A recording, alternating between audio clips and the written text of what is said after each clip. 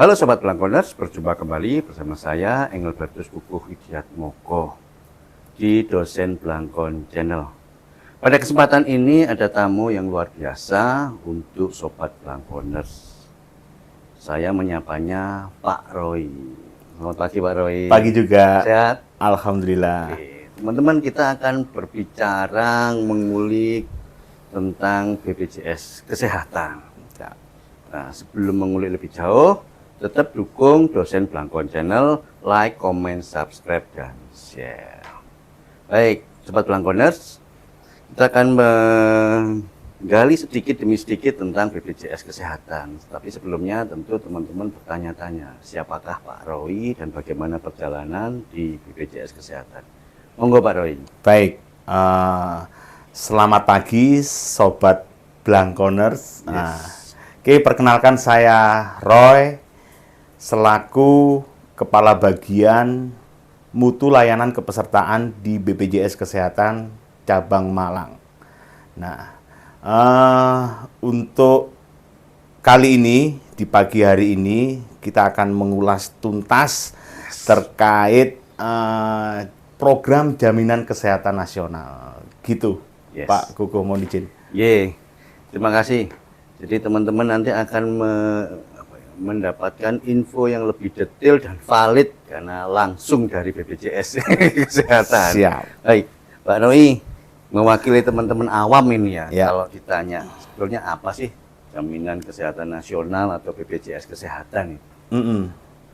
Oke, jadi kalau untuk yang sudah tertanam di mindset, khususnya untuk warga ya, sebetulnya kalau orang-orang datang itu, ayo buat BPJS Kesehatan yuk, itu sebetulnya salah Pak. Oh, Iya, oke. sebetulnya salah. Sama halnya juga gini Pak Kukuh, ya mohon izin ya. Siap. Saya tanya ke Pak Kukuh nih, Nggih. Pak Kukuh kalau dari Kota Malang mau katakan ke Jakarta atau ke Jogja naik kereta, Pak Kukuh itu beli apa?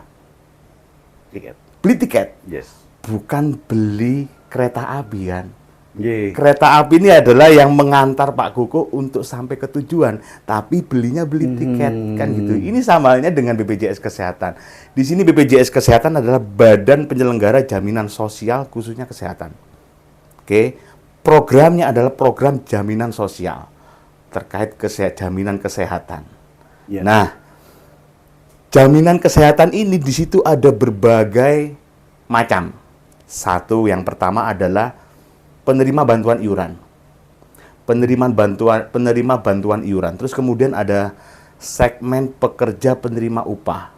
Segmen pekerja penerima upah ini juga terbagi lagi. Ada yang ASN, terus kemudian TNI, Polri, pegawai swasta, BUMN, BUMD, sampai dengan kepala desa. Dan yang terakhir itu adalah pekerja yang setiap bulan menerima upah yang tidak ada di huruf A sampai dengan huruf G. Nah, ini pada Peraturan Presiden 82 ya, tepatnya pada pasal 4. Nah, di situ itu masuk ke segmen pekerja penerima upah. Terus kemudian yang ketiga adalah pekerja bukan penerima upah atau yang biasa dikenal dengan peserta mandiri. Peserta mandiri. Untuk yang kelas 3 35.000, terus kemudian kelas 2-nya 100.000, kelas 1-nya 150.000 per jiwa per bulan. Itu ya, itu kelas yang mandiri atau pekerja bukan penerima upah. Dan yang terakhir adalah pekerja bukan penerima upah yang dibiayai oleh pemerintah daerah. Alhamdulillah kalau untuk Kota Malang, karena kita sekarang kan ada di Kota Malang ya, Pak Kukuh ya mohon izin. Kota Malang ini sudah menyandang yang namanya gelar Universal Health Coverage. Artinya seluruh penduduk yang ada di Kota Malang itu sudah memiliki jaminan kesehatan. Iya, untuk prosentasenya saat ini sudah 108. Loh, Pak, kok gak masuk akal Pak? Penduduk itu kan hanya maksimalkan 100%, Pak. Ini kok 108 gitu ya. Itu dari mana Pak? Nah, sebentar. Pak Kukuh perlu diketahui, saya juga bangga ya ada di Kota Malang. Amin, amin. Karena Kota Malang ini adalah yang pertama, kota pariwisata. Nggih. Kedua, kota pendidikan. Ingat, yang bersekolah atau mahasiswa, Nggih. kalau kota di Malang ini kan ada 52 universitas. Yes, 50. Betul ya, 52 universitas. Lah itu kalau yang kuliah itu ada di berbagai penjuru wilayah, khususnya ada di NKRI.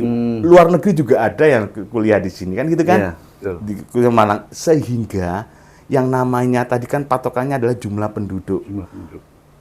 Ya, kalau warga Kota Malang 100% dari jumlah penduduk yang tinggal di Kota Malang ini udah melebihi dari 100%, sehingga capaiannya terpantau dari aplikasi kita itu lebih dari 100%. Kayak gitu, Pak Kuku. Kalau membacanya sampai 108%. Iya, betul. Satu, kesuksesan. Iya. Kesadaran. Betul. Nah, bagaimana kesadarannya itu dengan membaca angka sampai 108 Oke. itu, Pak? Nah, dari 108% tadi, untuk yang keaktifan, ini jadi dalam arti keaktifan gini, Pak Kuku. Keaktifan itu kartu jaminan kesehatannya itu aktif. Ya. Itu ada di angka 97%. Oke. Ya kan, 97. Loh, yang non-aktif ini, Pak. Iya, yang non-aktif karena lalai membayar, yang kebanyakan biasanya lebih ke segmen pekerja mandiri tadi. Bukan penerima upah. Itu biasanya lupa bayar atau makanya kan saat ini sudah ketika orang daftar untuk kepesertaan mandiri, kartunya itu pembayaran iurannya bisa langsung di auto debit dan itu sudah wajib kayak gitu. Oke. Sekarang kalau kita berbicara soal penyelenggara atau di dalam baik. pemerintahan gimana, Pak? Jadi gini, BPJS Kesehatan ini BPJS itu kan ada dua, Pak. Kita lahir berdasarkan Undang-Undang Nomor 24 Tahun 2011 tentang Badan Penyelenggara Jaminan Sosial. Oke ya. Di sini ada dua BPJS, yaitu BPJS Ketenagakerjaan dan BPJS Kesehatan. Nah, ini penyelenggara terkait jaminan sosial. Pak Kuku juga perlu ketahui untuk jaminan sosial saat ini tuh ada 6. 6. Ya, 6 jaminan sosial. Yang pertama jaminan kesehatan. Terus yang kedua jaminan kecelakaan kerja. Yang ketiga jaminan pensiun. Yang keempat jaminan hari tua. Yang kelima jaminan kematian. Dan yang terakhir, ini sesuai dengan PP 37, kalau nggak salah ya. Jaminan kehilangan pekerjaan. PHK. Bahasanya PHK. Jaminan kehilangan pekerjaan. Ini kan ada 6. Nah, untuk yang jaminan kesehatan, ini penyelenggaranya hanya BPJS Kesehatan. Hanya BPJS. Iya. Sisanya 6 tadi, itu diselenggarakan oleh BPJS Ketenagakerjaan. 5 ya, berarti ya BPJS Ketenagakerjaan ada 5 yang diselenggarakan. Nah, untuk BPJS Kesehatan, ini fokusnya kepada pekerja. Iya, hanya pekerja. Tapi kalau BPJS Kesehatan, seluruh penduduk Indonesia. Kayak begitu, seluruh penduduk Indonesia. Cover oleh itu. Iya. Dan saat ini kan wajib, Pak, memiliki jaminan kesehatan ini kan wajib. Ya kan? Jaminan kesehatan wajib.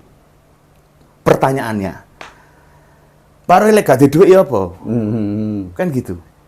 Karena menyakup seluruh lapisan, mulai yang kaya Betul. sampai yang... Kalau enggak punya uang gimana? Silakan melapor. Bahwasannya jangan menunggu sakit. Sarannya jangan menunggu sakit. Kalau nggak punya jaminan kesehatan, silakan lapor ke kelurahan setempat, di mana dia tempat domisilinya di mana. Nah, itu nanti lapor, nanti pasti akan diarahkan. Apalagi kalau memang yang bersangkutan ini penduduk ini adalah warga Kota Malang. Aduh, sangat dipermudah sekali, Pak. Kalau untuk warga Kota Malang sangat dipermudah sekali. Loh ya apa, Pak? Kalau nggak punya uang buat bayar, silakan datang ke kelurahan. Pemkot Malang itu sudah memfasilitasi terkait pendaftaran terkait jaminan kesehatan. Ini khususnya jaminan kesehatan ya, karena di BPJS Kesehatan ya. Jaminan kesehatan itu bisa mendaftar melalui kelurahan. Untuk yang tadi kan di awal sudah saya sebutkan ya segmennya ya. Ada yang terakhir tadi yang di 4 tadi kan pekerja bukan penerima upah yang dibiayai oleh pemerintah Kota Malang. Ya. Nah, cara mendaftarnya gimana? Silakan datang ke kelurahan. Untuk di Kota Malang kan ada 57 kelurahan, 5 kecamatan. Nah, 57 kelurahan ini sudah diberi akses yang namanya aplikasi JKN Cekat. Pak Kuku kan nggak tahu kan JKN Cekat itu apa kan? Iya toh? Apa ini? Iya kan? JKN Cekat itu adalah jaminan kesehatan nasional, cepat, efektif, akurat, dan terpadu. Itu aplikasi yang digagas oleh Pemkot Malang, dinaungi oleh Dinas Kominfo, ya. Ya. Di situ malah fungsinya bisa bercabang-cabang, Pak. Dalam arti kalau dulu orang kesulitan, Pak ini tidak lengkap Pak datanya, Pak. Bapak harus datang dulu ke Dukcapil kayak gitu kan. Sekarang tidak, Pak. Layanannya prima ini. Oh, bukan prima lagi, Pak. Lebih ibaratnya itu kalau melampaui harapan. Kayak begitu.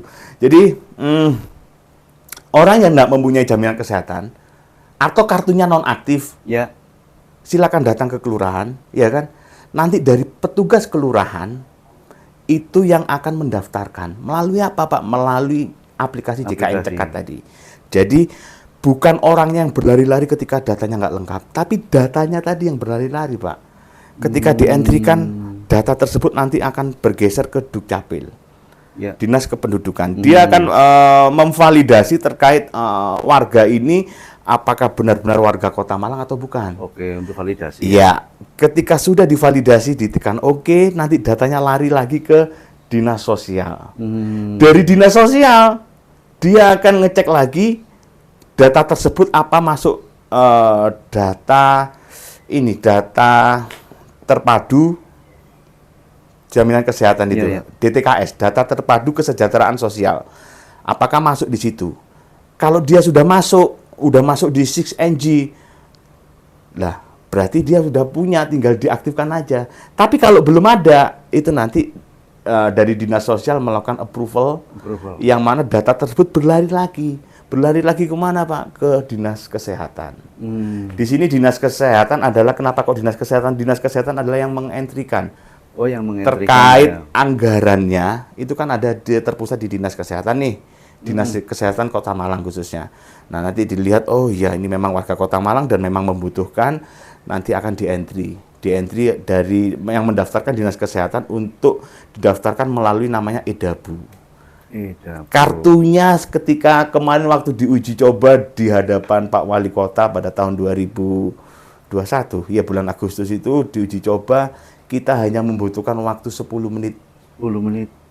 Orang daftar, di-entry sampai dengan kartunya langsung aktif.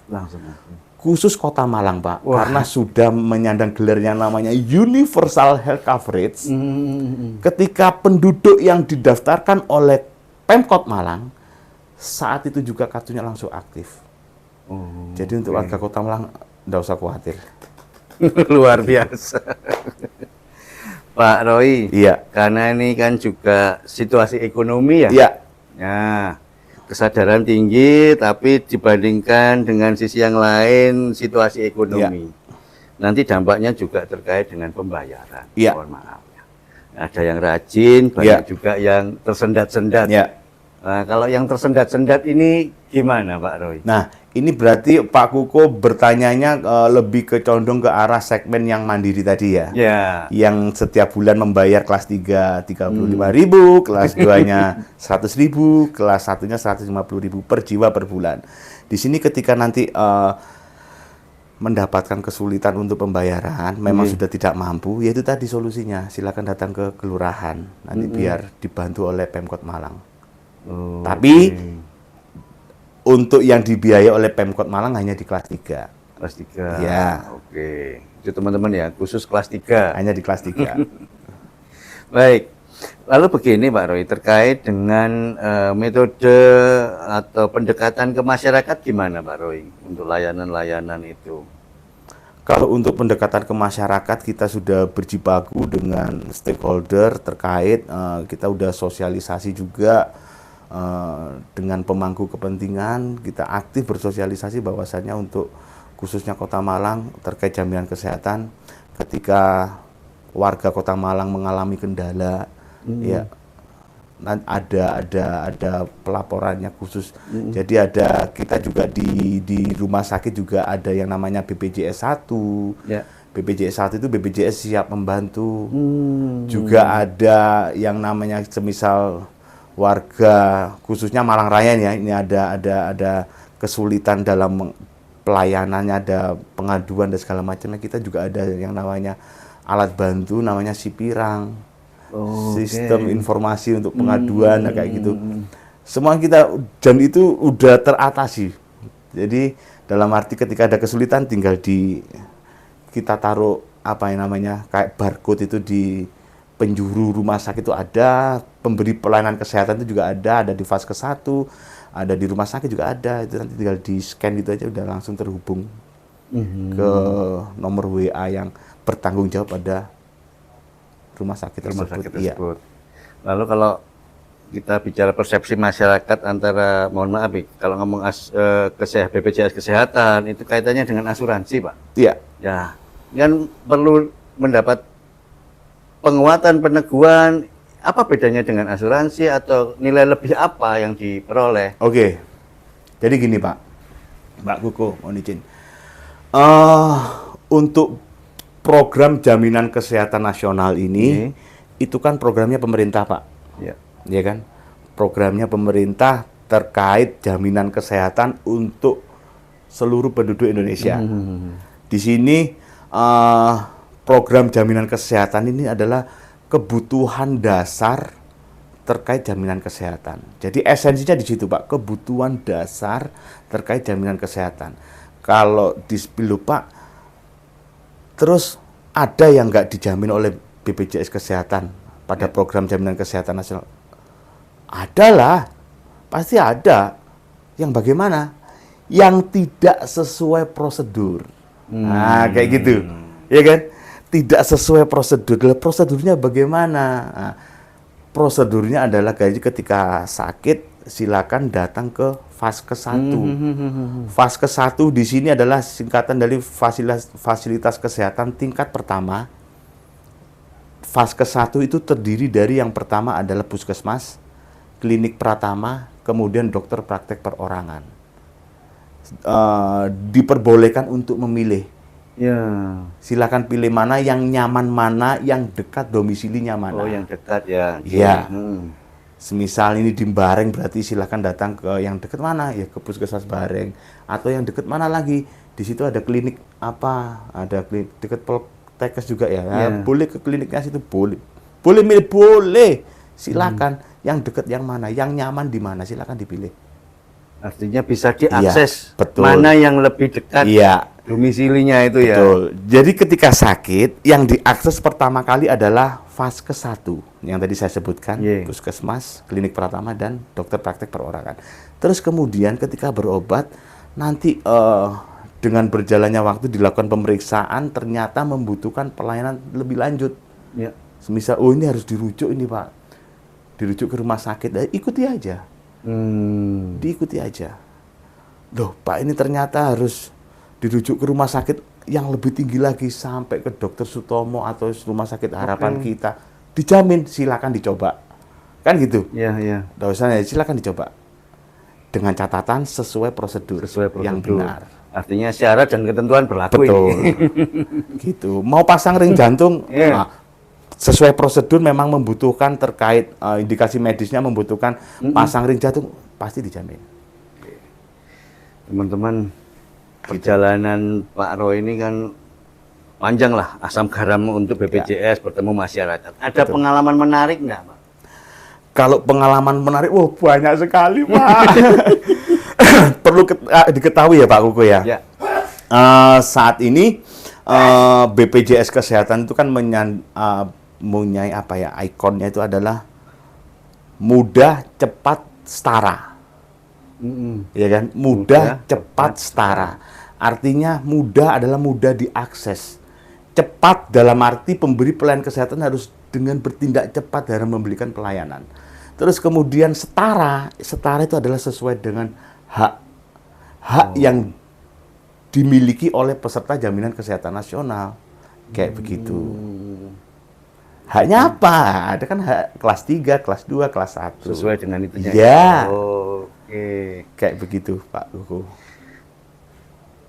Sekarang terkait dengan ini, Pak, perjalanannya Pak Roy untuk beberapa tempat yang pernah di apa ya? Ditempati Pak Roy sebelum di Malang. Oh, oke. Maksudnya perjalanan hidup saya. Oke. Konteks BPJS ini. Kalau itu awal saya berkarir dulu masih PT Askes, Pak. Oh, iya. Berarti Pak Roy juga ikut ini. Iya, saya masih dari Askes ke BPJS. Masih PT Askes dulu tahun 2005 itu saya di Madiun. Terus Madiun pindah ke Pamekasan, Sidoarjo, Jember, baru di Malang ini. Nah, pada tahun 2014, tepatnya 1 Januari 2014 itu dari PT Askes berapa transformasi ke Badan Penyelenggara Jaminan Sosial. Jadi dulunya kalau PT Askes itu bertanggung jawabnya kita laporannya langsung ke Menteri BUMN. Tapi ketika 1 Januari 2014 berubah menjadi Badan Penyelenggara Jaminan Sosial berdasarkan Undang-Undang 24 tahun 2011 tadi tentang BPJS, kita sekarang tanggung jawabnya langsung ke Presiden. Bukan ke kementerian lembaga, tapi langsung ke Presiden. Kayak begitu. Vertikal jadi. Vertikal ya? Iya. Oke. Baik, Sobat Blangkoners, tentu banyak info baru. Oh iya. Yang disampaikan langsung melalui Pak Roy pada kesempatan ini. Sebelum berpisah pada perbincangan ini, ada harapan closing statement dari Pak Roy untuk sobat-sobat Blangkoners. Oh, ada. Jadi atau isu baru mau Oke. Baik. Untuk kepada sobat Blangkoners, jadi mohon untuk saran saya yang pertama adalah ayo download mobile JKN. Jadi mengakses layanan kesehatan, saya informasikan ya, cukup dengan mobile JKN itu bisa. Seperti ini. Terus iya, mobile JKN bisa di-download di Play Store atau App Store yang menggunakan iPhone. Terus kemudian selain itu, apabila Pak HP sekarang saya nggak punya HP, mengakses layanan kesehatan cukup dengan KTP, dengan kartu tanda penduduk, cukup dengan NIK. Oke, dengan NIK itu sudah dilayani tanpa diminta fotokopi. Kalau pengalaman tahun sebelumnya dulu masih awal-awalnya ya, Bu mau izin ini di fotokopi lengkap 5, nanti 1 taruh di poli, di apotek. Ya, sekarang sudah tidak ada. Karena BPJS Kesehatan pada program jaminan kesehatan nasional ini sudah paperless. Artinya sudah tidak menggunakan yang namanya fotokopi yang diribetkan dan segala macamnya.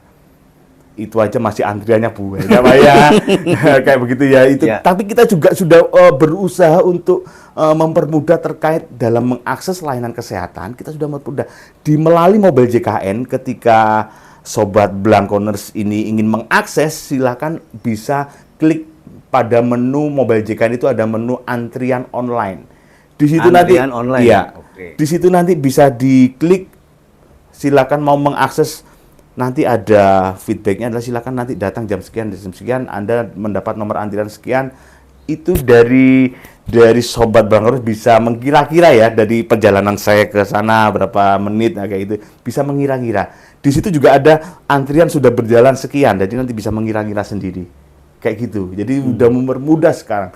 Di mobile JKN itu juga ada yang namanya menu ketersediaan tempat tidur.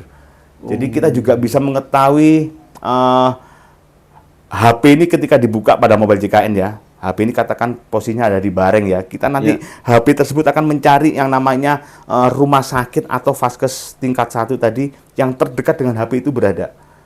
Nah, semisal nanti rumah sakitnya itu diklik ada menu ketersediaan tempat tidur, semisal di sini rumah sakit terdekat mana? Ada rumah sakit ini ya, mana?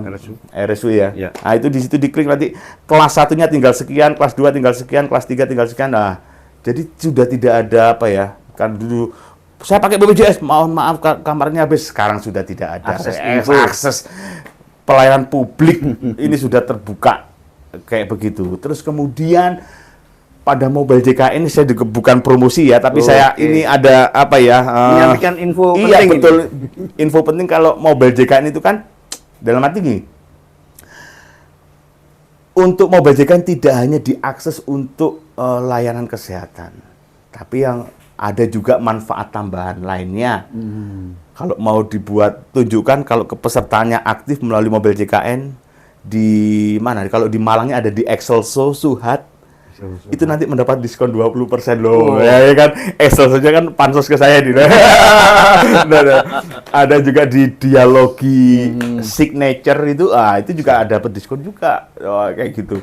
Ada beberapa seperti saya ada hafal ya, ada beberapa merchant yaitu yang bisa diakses melalui Mobile JKN kalau menunjukkan kepesertaan aktif, nanti ada manfaat tambahan yang bisa diberikan oleh beberapa merchant gitu begitu. Oke.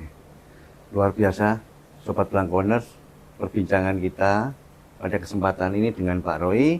Semoga memberi inspirasi, menguatkan dan berbondong-bondong Iya. terlibat aktif di BPJS Kesehatan. Pastikan kepesertaannya aktif ya. Pastikan aktif ini. Iya.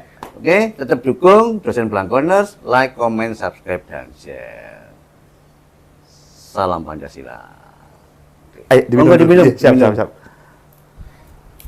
Oasis Oasis. selalu menemani Sobat Blangkoners. Wah, mantap. Oke, ada kelasnya ini juga. Oh, siap. Monggo.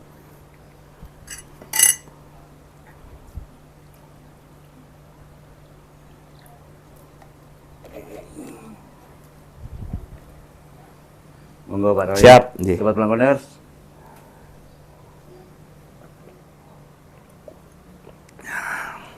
Alhamdulillah. Terima kasih Pak Roy. Siap.